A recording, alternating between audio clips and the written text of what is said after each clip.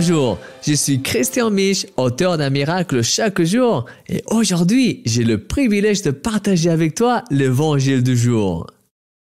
Le verset d'aujourd'hui dit « Aussi mon cœur est dans la joie, mon esprit dans l'allégresse, et mon corps repose en sécurité.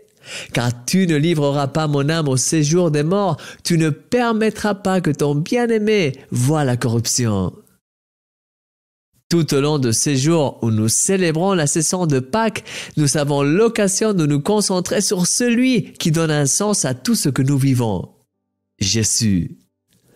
Parfois, nous sommes tellement focalisés sur les choses de la vie que nous oublions ce qui est vraiment important, ou plus encore, qui est vraiment important. Pense-y un instant.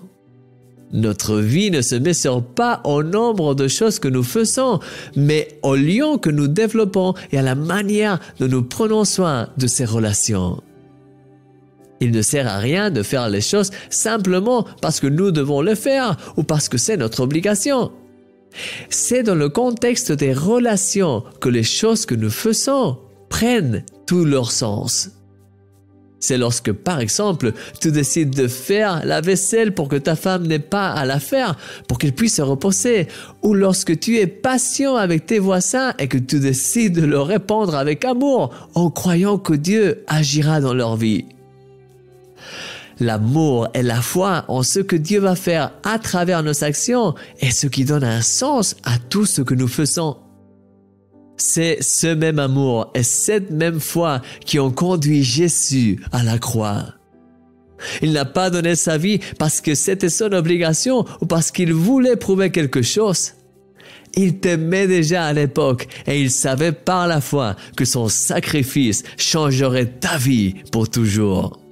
C'est pourquoi, même s'il a dû faire face au moment le plus sombre de l'histoire, alors qu'il allait porter tous les péchés, les douleurs, les crimes, la saleté, les maladies et les choses horribles que nous avions fait, qu'il était capable de se réjouir.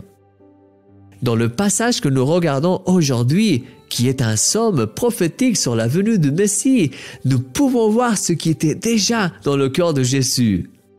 La joie, la confiance, le repos face à cette situation à venir, parce qu'il savait que son sacrifice nous sauverait et parce qu'il savait que son Père ne l'abandonnerait jamais dans cette situation. En ce jour, laisse l'amour et la foi guider chacun de tes pas.